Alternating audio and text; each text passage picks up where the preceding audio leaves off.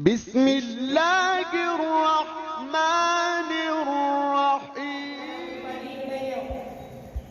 Harap segitu dari ingkar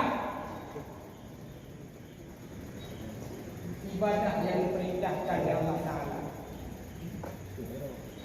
Terkadang orang yang buat pribadi cukup lagak-lagak diciptakan oleh Allah Ta'ala hanya dua pulain. Berarti biu-biu ibadah kepada Allah. Walaupun dengan orang yang tak minta harta hanya dikuam dalam agama, tak minta kekayaan hanya dikuam dalam agama. Silahkan minta kaya, silahkan minta harta, akan tetapi jangan katanya lupakan ibadah kepada Allah. Lebih-lebih dalam membuat urusan yang berbahagia. Malam yang mustajabah doa, malam yang dukung doa oleh Allah Ta'ala.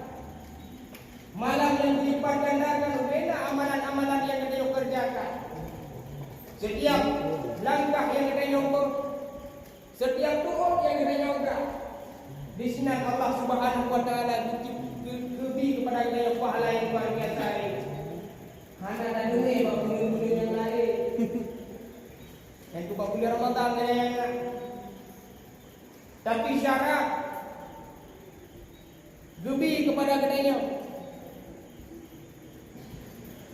Kelebihan di dalam bulan Ramadan yang kedua bedalah dengan bulan-bulan yang lain. Si berantaso yang berpuasa di dalam bulan Ramadan dengan penuh keimanan dan keikhlasan, dipegang di dalam kitab Suratun tadi, sehingga kedainya bertanggung dalam surga dengan rahasia. Iban makna dengan cara rahasia. Ulun puan baca di dalam kitab Suratun tadi. Apabila tengok urang kiamat kita, gedenya akan melewati itu titik siratal mustaqim yang perjalanannya dari beto. Dari beto gedenya melintasi titik siratal mustaqim.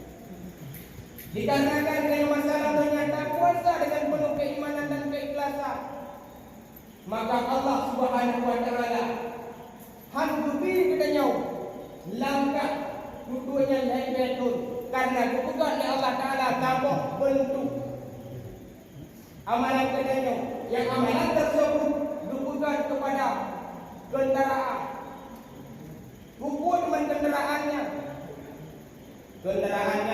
tengok akan tiba dari dalam surga jika dengan kendaraan tersebut